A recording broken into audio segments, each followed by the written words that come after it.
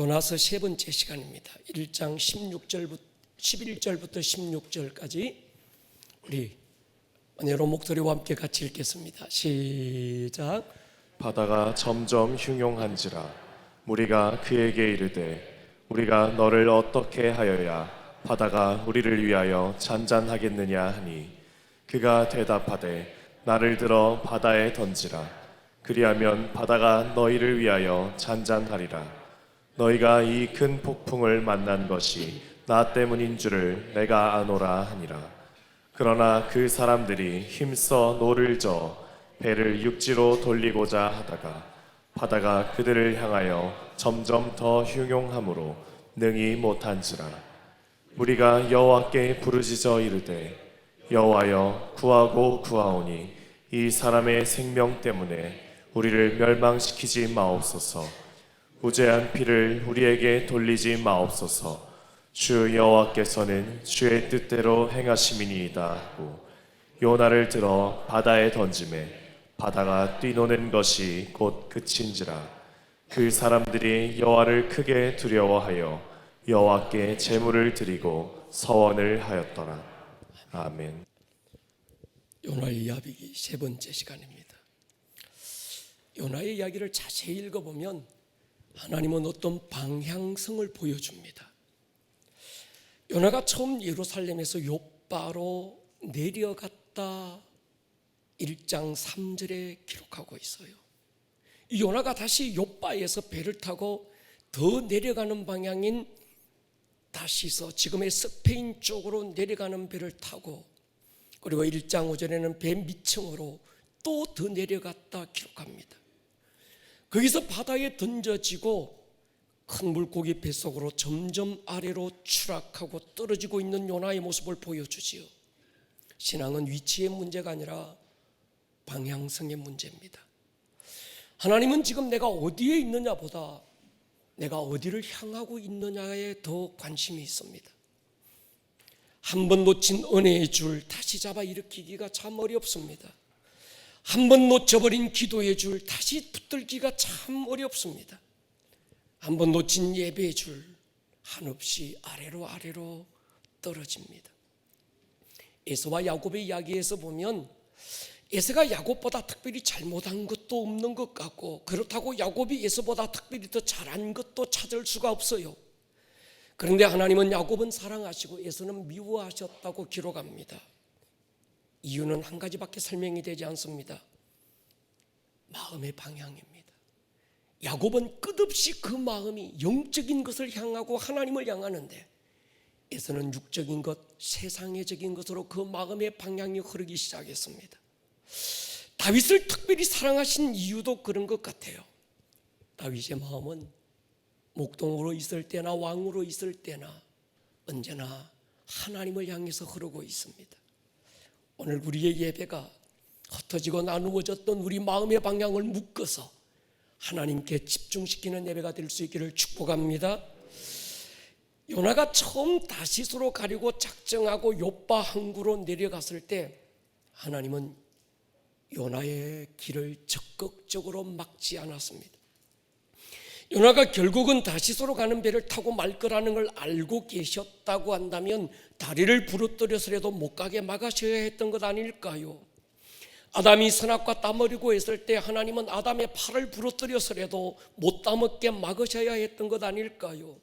당자가 아버지를 떠나려고 했을 때 정말 그 자식을 사랑하는 아버지였다면 그 아들 가로막아서라도 못 가도록 막아야 하는 것 아닐까요?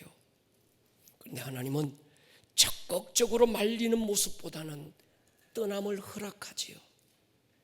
그리고 그 아버지는 기다리는 모습으로 나타납니다.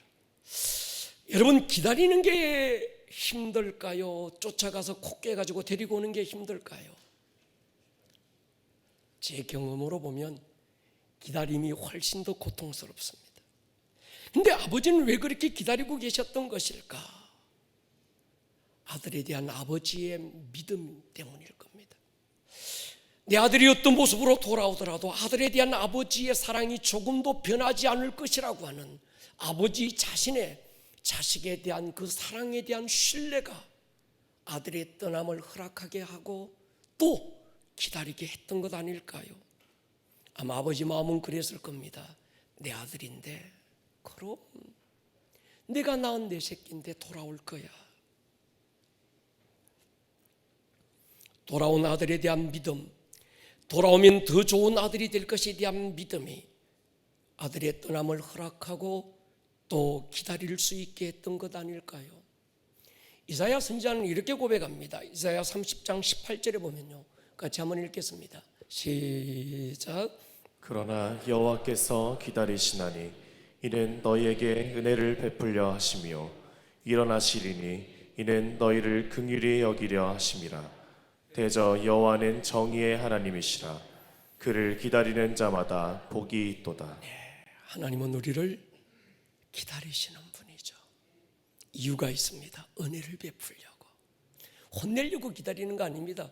그래, 저놈의 자식 어떻게 되나 한번 보자, 뭐 이런 어떤 그 분한 마음 억지로 누르고 참고 기다리시는 것 아니죠. 돌아올 아들을 믿고 또 은혜 베풀기 위해서 기다리시는 분. 깊이 보면 요나에 대한 확신보다는 하나님 자신에 대한 신뢰가 더 컸던 것 같습니다.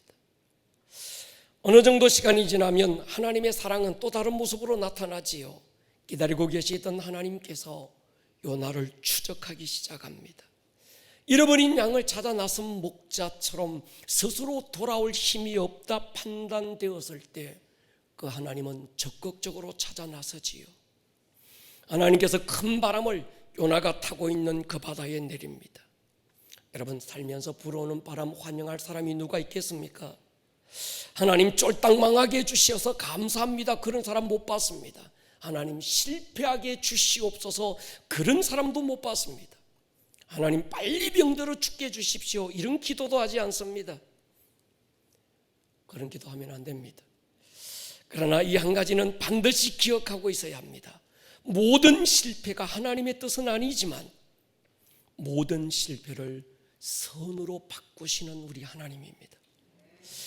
우리가 살다가 원치 않게 바람을 만날 수도 있고 인생의 배가 흔들리고 깨어지고 부서질 수도 있지요. 그때도 우리는 기억해야 합니다. 이 풍랑도 하나님의 손에 있다. 풍랑이 환영할 일이 아니지만 풍랑이 아니고는 볼 수 없는 게 있더라고요. 여러분, 사람이 참 묘합니다. 자신의 한계 상황까지 가보지 않으면 절대로 보이지 않는 게 있어요. 자기 자신입니다. 다른 사람은 잘 봅니다. 여러 가지 문제 파악도 잘합니다. 그런데요, 자기가 안 보여요. 그런 면에서 풍랑은 자신의 민낯을 있는 그대로 포기하는 거울이지요. 인간은 그제서야 자기가 쓰고 있던 가면을 벗습니다. 그리고 정말 중요한 게 뭔지를 알게 되는 거지요.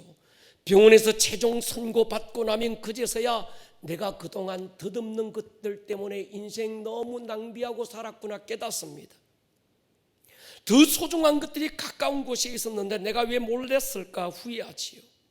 잘 나가고 성공의 가도를 달릴 때는 몰랐습니다. 다 잃어버리고 빈손이 되고 나면 왜 내가 그렇게 별것 아닌 것에 내 전부를 걸고 달려왔을까? 내가 보이는 거예요. 이게 인생의 미련함이죠. 알레르기가 있는 분들은 싫어하겠지만 저는 복숭아를 참 좋아합니다. 이 복숭아는 배꼽이 뾰족하게 튀어나온 건 아직 덜 익은 거예요. 꼭지에 특유의 향이 짙고 전체적인 색깔이 진한 복숭아가 맛이 있습니다. 7월 이전에 나오는 조생종보다는 8월달 요즘 나오는 만생종이 훨씬 향이 짙고 달콤하고 맛이 있습니다. 이 복숭아를 먹을 때 껍질은 벗기고 먹어요. 그리고 씨도 버리고 달콤한 과즙만 먹는 거지요. 근데 여러분, 우리가 복숭아에서 가장 중요한 건 과즙이 아니라 씨잖아요. 딱딱한 그 씨앗 안에 생명이 있는 거지요. 성도는 우리 안에 예수의 씨앗을 가진 자입니다. 생명이 있는 자지요. 여러분, 사람에게서 가장 중요한 건 보여지는 스펙이 아닙니다. 입고 있는 명품도 아닙니다. 보이지 않지만 내 안에 내가 가지고 있는 예수의 생명이 소중한 거죠. 그게 나의 나됨을 만드는 거죠. 그래서 바울은 고린도전서에서 내 안에 이 질그릇 같은 보잘것없는 질그릇 내 안에 보배를 가졌다는 거예요. 예수의 생명을 가졌다는 겁니다. 여러분, 내가 가진 예수의 생명이 썩을 나를 보배합이 되게 하는 거지요. 풍랑은 자기 안에 있는 그 예수의 생명을 보는 눈을 열어줍니다. 사공들은 나름 바다의 전문가들입니다. 바다를 항해하는 일에 대해서는 누구보다 전문가고 노련한 경험을 가진 자들입니다. 그들은 나름의 경험을 바탕으로 배를 가볍게 보려고 그러고 이 풍랑을 헤쳐나가 보려고 온갖 수단과 방법을 다 동원했습니다. 그것도 안 되니까 자기들의 신들의 이름을 불러 도움을 요청해 보지만 그것도 통하지 않습니다. 그런데 그 순간에도 요나는 더 아래로 내려가서 거기서 깊은 잠에 빠져 있어요. 지난주에도 말씀드렸지만 피곤해서 든 잠도 아니고 하나님이 사랑해서 사랑하는 자에게 주시는 잠도 아니었습니다. 영적 침체에 빠진 거예요. 영적으로 잠들었다, 영적으로 죽었다는 얘기가 아닙니다. 영적 감각을 잃었다는 거예요. 감각을 잃어버리고 나니까 하나님의 음성이 들려오지 않습니다. 기도해야 될 상황인데 기도 안 합니다. 말씀을 듣지만 아무런 감동도 결단도 없습니다. 모든 생각의 초점이 세상을 향하고 있는 거예요. 선장에게 이상한 생각이 들었어요. 자기가 살면서 참 많은 풍랑도 만나고 많은 고비도 만났지만 이번 풍랑은 뭔가가 다른 느낌이 드는 겁니다. 자신의 경험, 재능, 모든 능력이 전혀 통하지 않는 것으로 봐서 이 바람은 그냥 부는 바람이 아니라는 생각이 든 거예요. 어떻게 보면 영적 감각은 요나보다 선장이 더 있는 것 같아요. 그래서 입에 신의 노여움을 산 누군가가 있다, 제비를 뽑아서 찾아내기로 합니다. 성경에 제비 뽑기에 대한 이야기가 자주 나옵니다. 요수아가 가나안 땅을 정복하고 땅을 분배할 때 12지파에게 제비를 뽑아서 땅을 분배해 주지요. 레위기에서 하나님 앞에 제사를 드릴 때 2마리 양을 가지고 오는데 한 마리는 번제단에 드리고 한 마리는 아사셀 양으로 구분할 때 어느 양을 어디로 보낼 것인가를 결정할 때 제비를 뽑습니다. 사도행전에서도 가룟 유다를 대신할 제자를 선택할 때 제비를 뽑아 마띠아라는 사람을 12사도의 반열에 세우지요. 그러니까 제비 뽑기를 통해서 하나님의 뜻을 나타내기도 하는 거지요. 근데 제비를 뽑았는데 요나가 걸렸습니다. 선장이 요나에게 몇 가지를 물어요. 근데 그 질문들을 자세히 묵상해 보면 좋겠습니다. 자는 자야 어찌 믿냐? 예수님이 게세마네 동산에서 제자들에게 물으신 질문이지요. 너희가 어찌하여 자느냐? 선장이 또 묻습니다. 네가 누구며 어디서 왔으며 어디로 가느냐? 하나님께서 아담에게 물었습니다. 네가 어디에 있느냐? 선장이 또 물어요. 네가 어찌하여 그렇게 행했느냐? 하나님께서 하와에게 물었습니다. 네가 어찌하여 이렇게 하였느냐? 지난주에도 말씀드렸지만 이 질문은 선장이 요나에게 하는 말 같지가 않습니다. 여러분, 하나님은 말씀하시지만 때로는 말 못하는 나귀 새끼를 통해서 말씀하기도 합니다. 때로는 달개 울음소리를 통해서 베드로를 책망하기도 합니다. 때로는 사람을 통해서 말씀하시죠. 어린 아이의 입을 통해서 묻기도 합니다. 엄마 요즘 기도 안 해요? 아빠 집사 맞아요?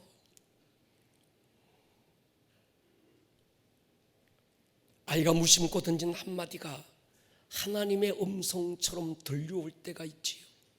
근데 제 경험상으로 보면 내가 좋아하는 사람을 통해서 말씀하시는 경우도 있는데 그것보다는 훨씬 더 많은 경우에는 내가 싫어하고 내가 미워하고 별로 관계하고 싶지 않은 그 사람을 통해서 말씀하시는 경우가 훨씬 더 많습니다. 어떤 경우는요, 정말 꼴도 보기 싫은 원수 같은 사람을 통해서 하나님이 말씀하기도 하시는 거예요. 그런데 여러분, 그 음성에도 귀가 열려서 주님 음성처럼 들어봐야 성숙할 수 있습니다. 이런 소리는 언제 들려올까? 평소에는 안 들려옵니다. 바닥을 칠 때라야 들려옵니다. 잘 나가고 잘 될 때는 영혼의 기름이 고여서 아무 소리도 안 들립니다. 그런데 내려가다가 떨어지다가 더 이상 내려갈 바닥이 없을 때야 내가 듣고 싶지 않아서 귀를 닫았던 그 사람을 통해서 하셨던 주님의 음성이 들려오는 거예요. 야곱이 인생 바닥을 친 자리가 야복 나루터입니다. 앞에는 400명의 군사를 데리고 형이 자기를 죽이려고 달려옵니다. 더 이상은 도망갈 곳도 피할 곳도 없었던 야곱이 사랑하는 가족과 모든 재산 떼로 나누어 앞서 형에게 보내고 홀로 그 나루터에 앉아 천사와 씨름하잖아요. 나를 축복하지 않으면 결코 당신 다리 놓을 수 없습니다. 환도뼈가 부러지고 더 이상은 떨어질 바닥이 없던 그 인생의 바닥에서야 자기를 죽이려고 달려왔던 형의 얼굴에서 하나님의 얼굴이 보이는 거예요. 뭐라고 그럽니까? 형의 얼굴을 보니 하나님의 얼굴을 보는 것 같다. 그제서야 야곱이 이스라엘이 되는 거예요. 할렐루야. 탕자가 인생의 바닥을 칠 때 있었습니다. 돼지가 먹는 쥐염 열매 배를 채울 만큼 더 이상은 내려갈 데 없는 인생의 바닥에서야 아버지가 생각나는 겁니다. 그제서야 진정한 아들이 되어 돌아오는 거지요. 이런 면에서 바닥도 은혜입니다. 깨닫고 보면요, 그 바닥이 새로운 시작입니다. 우리가 바닥을 치게 해주십시오 원하고 바라고 기도할 일은 아니지만 이왕에 바닥을 치고 있다면 확실하게 바닥을 쳐야 합니다. 아멘하기 싫지만 그렇습니다. 여러분, 하나님 앞에 엎드릴 때는요, 엉덩이 찢게 들고 엉거주춤하면 안 됩니다. 확실하게 엎드리셔야 합니다. 바닥은 죽고 망하는 곳이 아니라 이스라엘로 다시 일어서는 디딤돌입니다. 벼랑 끝에 서서 하나님 살려주세요 그런데 하나님이 밀어버리거든. 떨어져 죽으라고 미는 게 아니라 날개를 달아주시려고 미는 거예요. 동의하십니까? 시편 1편에 보면요, 복 있는 사람, 있어야 할 자리에 있는 사람을 얘기하죠. 환경이 복이다 그런 거 아닙니다. 죄인의 길에 서지 않고 오만한 자리에 앉지 않는 것, 그게 복인 거지요.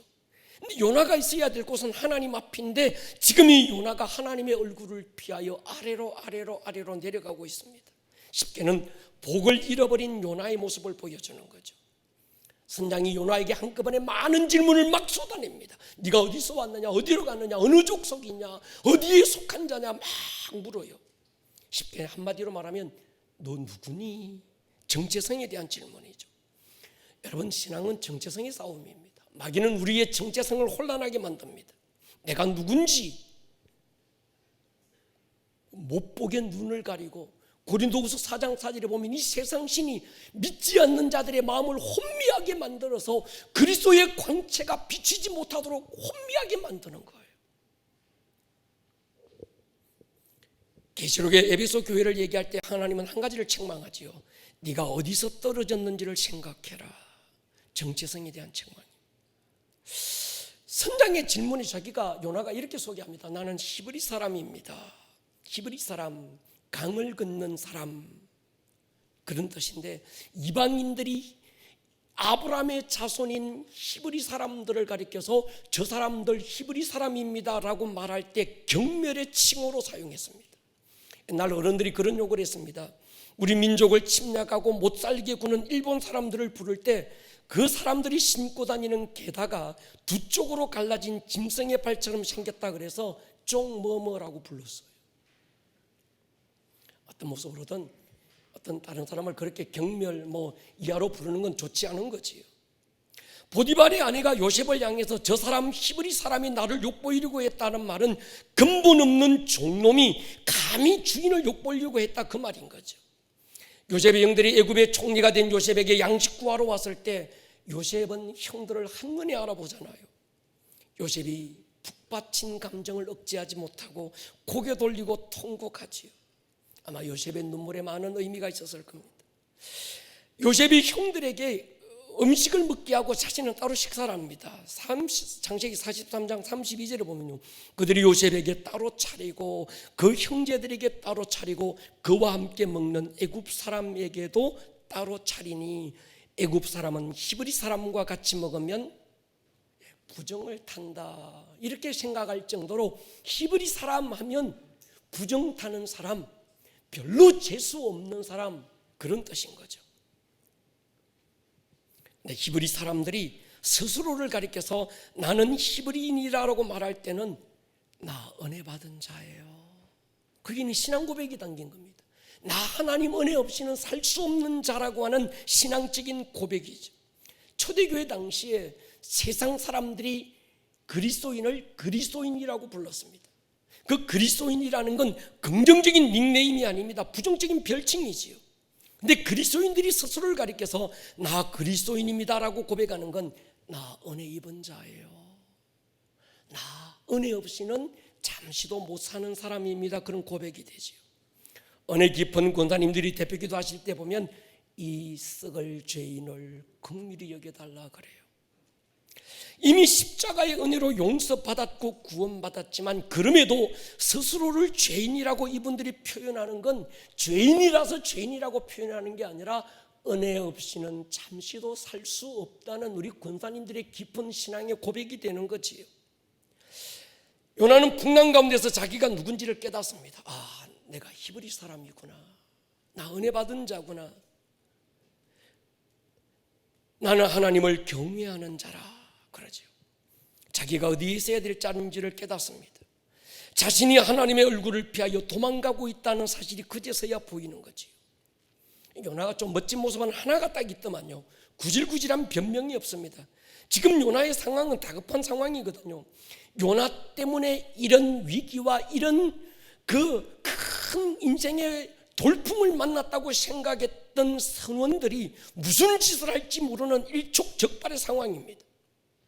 여러분, 사람이 다급해지면 변명도 하고 거짓말도 하게 됩니다. 근데 요나가 솔직하게 인정해요. 나 때문입니다. 나 때문입니다. 11절 보십시오. 바다가 점점 흉흉한지라 무리가 그에게 이르되 우리가 너를 어떻게 하여야 바다가 우리를 위하여 잔잔하겠느냐. 선원들이 요나에게 이렇게 말합니다. 우리가 너에게 어떻게 하여야 바다가 잔잔하겠느냐. 여러분, 여기서 보십시오. 선원들이 처음부터 요나를 바다에 던지겠다고 작정한 게 아니었습니다. 그냥 이 원인이 도대체 누구에게 왔을까 제비 뽑은 거예요. 근데 나를 바다에 던지라고 하는 건 선원들이 던지려고 하는 게 아니라 누가요? 요나 씨가 나를 바다에 던져라 지금 이 얘기하고 있는 거예요. 적어도 이 지경이 됐으면, 그리고 요나가 선지자라면 기도하고 회개하고 하나님께 부르짖어야 됐습니다. 그런데 요나가 성경 어디에도 기도했다라는 부분이 없고 지금까지 이 상황이 갔는데도 요나가 회개했더라 이런 부분이 없습니다. 여러분, 상황이 어렵다고 기도하는 게 아닙니다. 어렵고 고통스럽다고 회개하는 게 아닙니다. 힘이 없다고 기도하지 않는 게 아닙니다. 어쩌면 힘이 있어서 기도하네요. 아직 힘이 덜 빠진 거예요. 기도의 영이 부어져야 되는 거죠. 회개의 영이 부어져야 되는 거죠. 그리고 이 선장이 하나님, 우리가 너희에게, 선장이 자신들을 한 무리로 하고 요나를 따로 세웁니다. 갈멜산 영적 전쟁에서 850명의 이방 선지자들은 자신들을 한 무리로 두고 엘리야를 따로 세우지요. 요셉의 형들이 자신들과 요셉을 따로 세우고 나눕니다. 나눈 데는 이유가 있습니다. 우리는 좋은 사람인데 저 사람이 문제라는 거예요. 우리는 항상 좋은 편이고 그들은 얼마나 나쁜 사람인지를 증명하고 싶을 때 딸을 시키는 거죠. 이 편을 가르는 거죠. 여러분, 성숙의 기준은 그들에게만 문제가 있는 게 아니라 내게도 문제가 있다는 걸 깨닫는 게 성숙이거든요. 오늘 교회 실수가 여기 있습니다. 여러분, 교회는 우리를 위한 교회이기도 해야 하지만 교회 밖 저들을 위한 교회여야 합니다. 예수님은 우리의 구원을 위해서 이 땅에 오신 분이고 십자가를 지셨지만 똑같이 교회 밖에 있는 저들도 사랑하셔서 그들을 위해서도 십자가를 지셨습니다. 세상에서 부름받은 교회지만 또 세상으로 보내심을 받은 교회여야 합니다. 우리는 우리만 위한 교회로, 우리를 위한 예수님으로 울타리를 치고 있는 거예요. 그래서 이 교회 울타리가 너무 높은 거예요. 아름다운 동행은 이 울타리를 흐는 겁니다. 누구라도 당신을 위한 예수님, 당신을 위한 교회라는 거죠. 여러분, 어린아이가 그런 말을 배우다 보면 넘어지기도 해요. 그래서 할머니가 아니면 엄마가 아이와 함께 가다가 애가 또 걸을 때는 꼭 엄마 손 같이 안 잡으려고 그럽니다. 지 혼자 걸어보려고 그래요. 그럼 애가 막 뒤뚱뒤뚱 걷다 보면 돌부리에 걸려 넘어지지요. 그럼 엄마는 어떻게 반응합니까? 됐지. 이 돌부리 보고 막 네가 거기 있어서 우리 애 넘어졌다고. 돌부리가 문제가 있어요. 잘못 가르치는 거예요.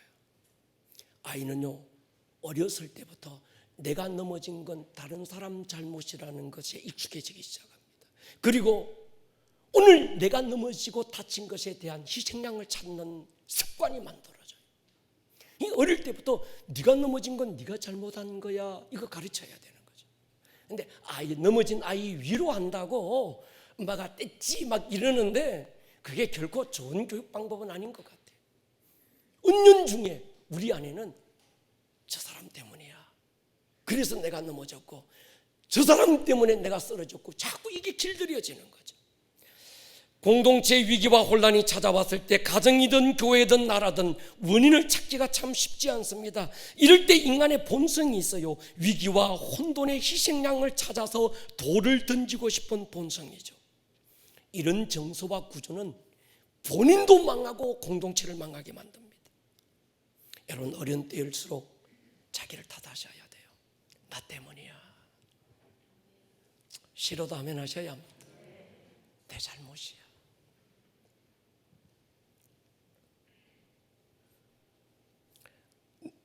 네로 왕제 때죠. 로마 시내에 불이 나서 시내 전체가 불탔습니다. 역사를 다시 보면 네로가 로마 시내에 불 지는 게 아니라는 게 판명이 됐습니다. 기름 창고에 우연히 불이 났는데 그 불이 시내로 번지면서 로마 전 시내를 전소시키는 큰 화재가 되었습니다. 그때 네로는 로마에서 상당히 멀리 떨어진 곳에 있었다고 역사는 기록되고 있습니다. 화재가 났다는 소식 듣고 네로가 다시 로마를 재건하기로 결정하는데, 네로 황제의 실수는 그 와중에도 자기 궁궐을 얼마나 더 크고 화려하고 웅장하게 지을까 고민합니다. 진정으로 백성을 사랑했던 리더라면 오갈 데 없는 서민들을 위해서 같이 울고 같이 고통받아야 되는 거지요. 그런데 이 네로는 시민들의 땅을 착취해서 자기의 왕궁을 더 크게 지으는데 급급했습니다. 그러자 백성들의 분노가 하늘을 치솟기 시작했습니다. 그때 네로는 백성들의 분노를 누군가에게 돌리기 위해서 희생양을 잡기로 결정합니다. 그 대상이 사회에 약간 불만 요인이었던 그리스도인들에게로 돌리는 거죠. 또 그리스도인들이 평소에 했던 말이 있습니다. 하나님이 심판할 때가 되었는데 불로 이 세상을 심판한다. 그래서 하나님의 심판을 앞당기기 위해서 로마 시내에 그리스도인들이 불질렀다, 이렇게 된 거예요. 희한한 건 그리스도인들이 살고 있는 마을에는 불길이 전혀 없었다는 데도 큰 오해가 됐습니다. 요한복음 11장 50절에 보면요, 한 사람이 백성을 위하여 죽어서 온 민족이 망하지 않게 되는 것이 너희에게 유익한 줄을 생각하지 아니하는도다. 당시 대제사장 가야바가 했던 말입니다. 한 사람, 예수님이 모든 백성을 위해서 죽어서 나라가 편안하다면 좋은 것 아니냐, 가야바의 논리죠. 여러분, 정말 그렇습니까? 다수를 위해서 소수는 희생돼야 됩니까? 다수가 절대 진리든가요? 아니죠. 숫자가 아니라 팩트가 뭔지를 정확하게 분별해 볼 필요가 있는 거지. 엊그제 제 마음이 굉장히 불편했습니다. 폭우로 나라 안팎이 시끄러운 이때 다시 코로나가 급증하면서 국민들을 또 긴장시키고 있습니다. 더 실망스러웠던 건 몇 교회들이 방역 수칙을 지키지 못했습니다. 기다렸다는 듯이 모든 언론과 매스컴들은 온갖 비난의 소리를 내기 시작했고, 예수님의 이름이 세상 사람들에게 처참하게 짓밟히는 주님의 몸된 교회가 세상 사람들 앞에 비난거리가 되고 손가락질을 당하는 모습들을 보면서 제 안에서 막 분노가 막 올라왔어요. 분명 교회가 잘못한 일이죠. 철저하게 방역하고 대비했어야 했습니다. 그런데 대한민국 5만 개 교회 가운데 몇 교회들의 문제를 마치 모든 교회들이 방역도 대비도 안 하는 것처럼 싸잡는 게 저는 싫었습니다. 그동안 불편하고 힘들어도 매주 몇 차례씩 소독하고 마스크 착용하고 긴장 속에 예배하고 있는 모든 우리 교회를 위시해서 모든 교회들의 그 수고가 한순간에 날아가는 것 같아서 얼마나 속이 상한지요. 제 안에서 요나의 근성이 발동하더만요. 처음 중국발 코로나가 시작됐을 때 친중 정책 폈던 정부가 중국 눈치 보다가 국경 닫는 타이밍을 놓친 건 누구 잘못이냐? 중국 우한에 갔던 신천지에서 코로나 확진자가 쏟아져 나왔을 때 과감하게 정부 차원에서 전수조사했더라면 이런 일 없었을 것 아니냐? 재난지원금 풀어서 소비 조장해서 이태원 게이 클럽에서 무더기 확진자가 나왔을 때 가만히 있던 정부가 왜 교회에서 이런 조치를 편파적으로 취하는 거냐? 그러면서 정부와 서울시는 9월 18일부터 29일까지 12일간 동성애자를 위한 퀴어 축제를 허가했다. 이게 말이 되는 거냐? 입이 대빨이나 나와 있었어요. 어제 저녁입니다. 오늘 요나를 다시 묵상하는 저에게 하나님께서 조용히 물었어요. 이 목사, 이 코로나의 바람이 어디서부터 왔다고 너 생각하니? 그제서야 다시 생각해 보니까 역대급, 지난 어떤 역사에도 찾을 수 없는 이 역대급 강풍 코로나는 그냥 온 것 같지가 않았습니다.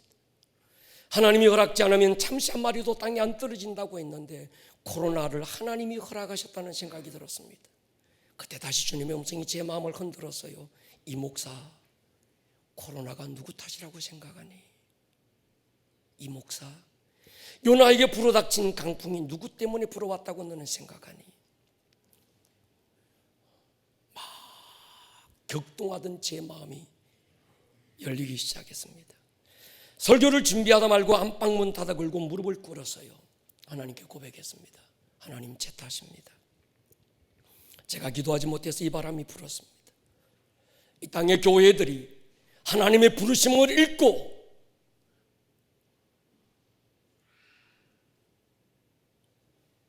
부르심을 향해서 나아가는 게 아니라 쓸데없는 비본질적인 것에 나아갔다가 하나님의 바람이 불었습니다. 이 바람이 잠든 교회를 깨우는 바람이고 부르심으로 이끄는 바람입니다. 메아 쿨파, 메아 쿨파, 메아 막시마 쿨파. 라틴어입니다. 내 탓입니다. 내 탓입니다. 모두가 다 내 탓입니다. 메아 쿨파, 메아 쿨파. 한참을 기도했습니다. 여러분, 이 코로나가 왜 왔을까요? 어디서부터 왔을까요? 누구 탓일까요? 여러분, 우리 탓입니다. 동의하십니까? 내가 기도 안 해서 그래요. 내가 하나님 앞에 잠들어 있어서 그렇습니다. 교회가 교회답게 살지 못해서 그렇고, 목사가 목사처럼 살지 못해서 그렇고, 그리스도인들이 그리스도인처럼 살지 못해서 이 바람이 불어온 거예요. 그러면 어떻게 해야 이 바람이 그칠까요? 희생양 찾아서 이것 때문에 그렇다. 아니면 어떤 또 다른 면역 주사들이 또 우리에게 이게 약들이 발명되면 이게 그칠까요? 아닙니다. 어차피 그리스도인들을 깨우기 위해서 하나님이 일으키신 바람이라면 어쩌면 그래도 깨어있지 못하고 수단과 방법에 급급하다면 하나님은 더 큰 바이러스를 우리에게 일으킬지 어떻게 알겠어요? 그러니까 여러분, 지금 우리가 해야 될 일, 어떻게 하면 이 코로나를 우리가 이길 수 있을까요? 교회들이 깨어서 하나님 앞에 무릎 꿇고 메아 쿨파, 메아 쿨파, 메아 막시마 쿨파 막 소리치고 부르짖어야 될 때라고 저는 생각합니다. 그래야 사는 거예요. 여러분, 십자가가 어디 주님 탓이었습니까? 누가 억울하면 주님만큼 억울하겠습니까? 그런데 주님은 자신 탓인 양 우리의 죽음 끌어안고 십자가에 달리잖아요. 요나가 자기 탓이라고 하니까 스스로를 던질 때 바람이 멈추었어요. 여러분, 지금은 그런 때인 것 같습니다. 근데 요나가 바다에 던져짐으로 제일 먼저 구원받은 사람은 니느웨 백성이 아니라 배에 함께 탔던 선원들입니다. 그들이 회개하고 서원해요. 16절에 보면 사람들이 여호와를 크게 두려워하여 여호와께 제물을 드리고 서원을 하였더라. 그런데 요나는 서원했다는 얘기 없습니다. 요나가 기도했다는 얘기도 없습니다. 요나가 회개했다는 얘기도 없습니다. 영적 침체에 한번 떨어지면 이런 꼴이 됩니다. 제가 작년 여름에 미국 켄터키를 방문했어요. 거기서 참 인상에 남았던 게, 켄터키에 가면 노아 방주를 그대로 재현해서 만들어둔 곳이 있습니다. 사진 한번 띄워봐 주십시오. 이거예요. 또 하나 띄워봐 주십시오. 앞에 손 들고 있는 게 이 목사입니다. 여러분, 노아 방주가 어마어마합니다. 이 정도 됩니다. 제가 배 안에 들어가 보니까 3층 구조로 돼 있더만요. 그리고요, 거기 가보면 하나님이 살아계신다는 게, 이게 진화된 게 아니라 창조에 대한 너무나도 분명한 역사적인 증거가 그 안에 다 있는 거예요. 하루 종일 다녀봐야 합니다. 꼭 한번 가보십시오.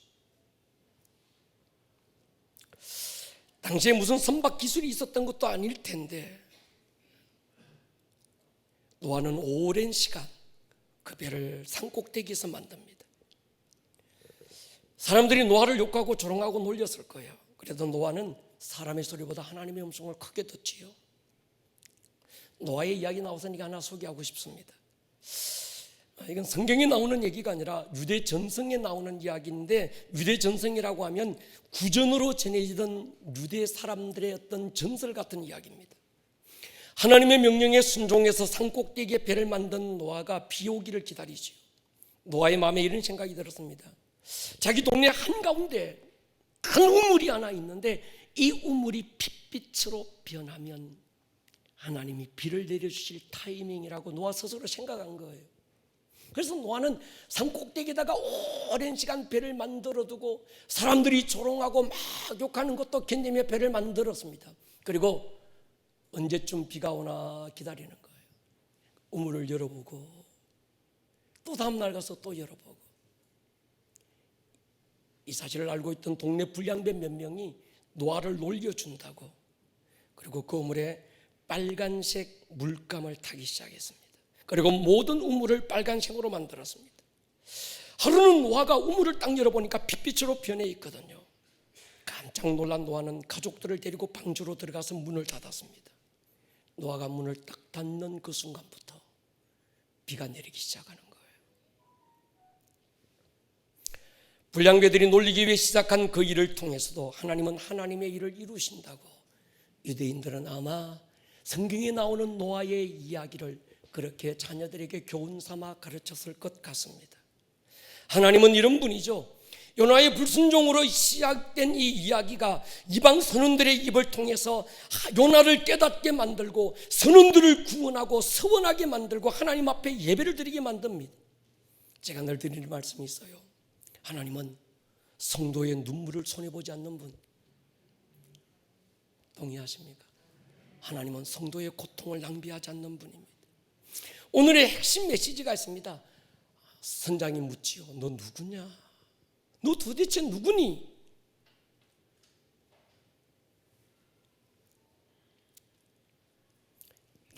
내가 누군지 알아야 되는데, 내가 누군지를 아는 길은 딱 한 가지밖에 없습니다. 나를 만드신 하나님을 아는 거예요. 여러분, 작품은 작품 자체의 가치가 있는 게 아닙니다. 이 작품을 누가 만드느냐, 작가에 의해서 가치가 결정되는 거예요. 제가 볼 때 피카소가 그린 그림이나 피카츄가 그린 그림이나 똑같아요. 그런데 피카소가 그렸으니까 엄청난 가치가 있는 거죠. 마찬가지입니다. 여러분, 하나님 오늘 예배 자리에 있는 우리에게 물어요. 달아, 너 누구니? 아들아, 너 누구니? 넌 너를 누구라고 생각하니? 하나님 물으셔요. 너 누구냐? 우리가 누구예요? 나를 알려면 그분이 누군지를 알아야 돼. 오늘 요나가 그렇게 고백, 하늘과 바다를 지으신 분이라. 그분은 창조주라는 거예요. 여러분, 창조라는 크리에이트라는 영어 단어와 만들었다, 메이크라는 영어 이 단어는 다른 얘기입니다. 메이크는 있는 걸 조금 뻥튀기 해서 크게 만들든지 모양을 바꾸는 걸 말하고, 크리에이트는 무에서 아무것도 없어도 거기서 있게 하시는 거예요. 보리떡 5개, 물고기 5마리가 있어야 뻥튀기해서 수천 명을 먹이는 게 아닙니다. 내가 가진 게 아무것도 없고 내가 할 수 있는 능력이 아무것도 없어도 그분은 크리에이터 하시는 분이라 이때 하셔서 할렐루야 창조하셔서 더 있게 하시는 거예요. 그러니까 여러분 내가 누군지를 알면요 내가 없는데요 내가 실패했는데요 이만큼 더러워졌는데요 이만큼 냄새 나는데요 나 잘하는 것도 아무것도 없는 인생 별로 쓸모없는 건데요 그렇지 않습니다. 주님은 우리에게 보배를 주신 거거든요. 할렐루야. 그래서 하나님 우리를 귀하게 보시는 겁니다. 넌 내게 소중해. 얼마나 소중한지 아니? 머리를 한번 숙여보십시다. 사랑하는 여러분, 주님 오늘 우리에게 물어요. 아들아, 넌 누구니? 딸아, 도대체 네가 있어야 될 자리가 어디니? 너는 어디로 가고 있니? 너의 마음의 흐름은 어디를 향해서 흐르고 있니? 이 목사의 입을 통해서 전해지지만 이 목사의 말이 아니라 주님의 음성일 터입니다. 너 네가 누군지 잊어버린 거 아니니? 너 은혜 받은 자라는 사실을 알고 있니? 은혜 없이는 살 수 없는 자라는 너 자신을 알고 있니? 기도해야 사는 자라는 걸 알고 있니?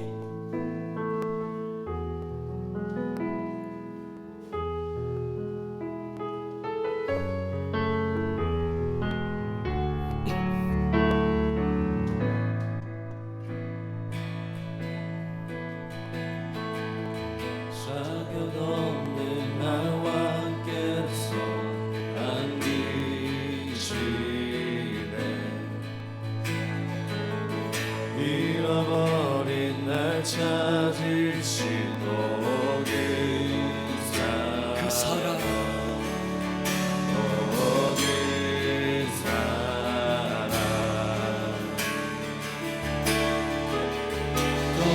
생사 예수 자유케 하는 주의 자녀라 하시네. 2절로 고백합니다. 내 모든 때내 속하신 주의 은혜 입은 자입니다. 은혜로 사는 자입니다. 나의 나 된 것은 주님의 은혜입니다.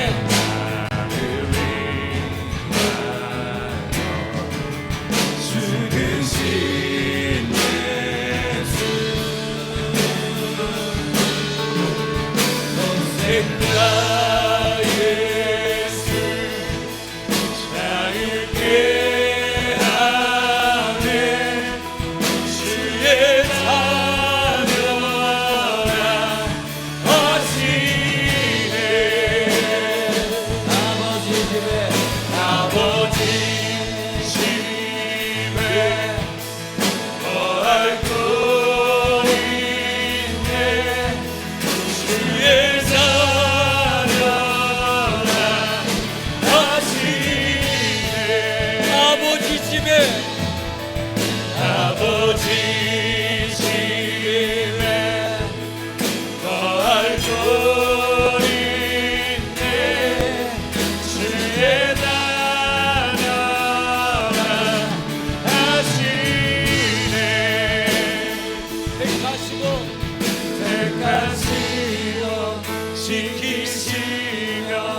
나의 아들이다.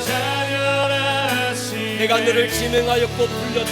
그의 소유 삼으시고 날 자녀라시네. 택하시고 지키시며 날 자녀라시네. 그의 소유 삼으시고 날 자녀라시네. 날 지키시며 날 자녀라시네.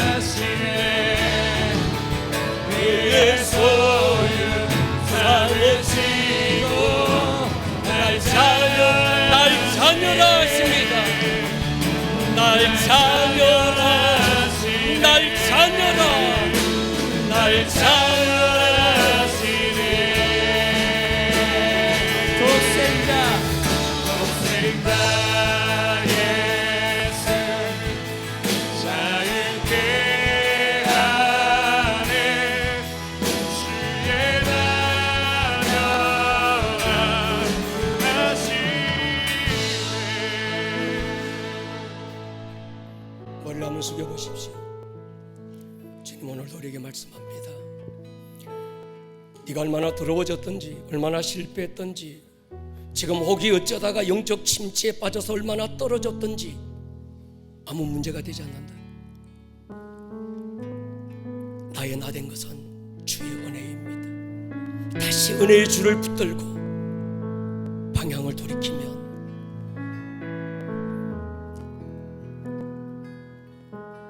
우리를 믿으시는 하나님, 그래 돌아올 거야. 갈보리 언덕 그 거친 나무 토막 위에서 가슴을 찢고 내가 피를 토해내고 거듭 낳은 내 아들인데 돌아올 거야. 그 아버지의 믿음이 우리를 다시 일으킬 거예요. 나 이제 다시 주께 돌아갑니다. 내 마음의 방향을 주께로 고정합니다. 내가 은혜 받은 자입니다. 하나님의 자녀입니다. 우리 시간 잠깐 동성으로 기도하며 나가기 원합니다.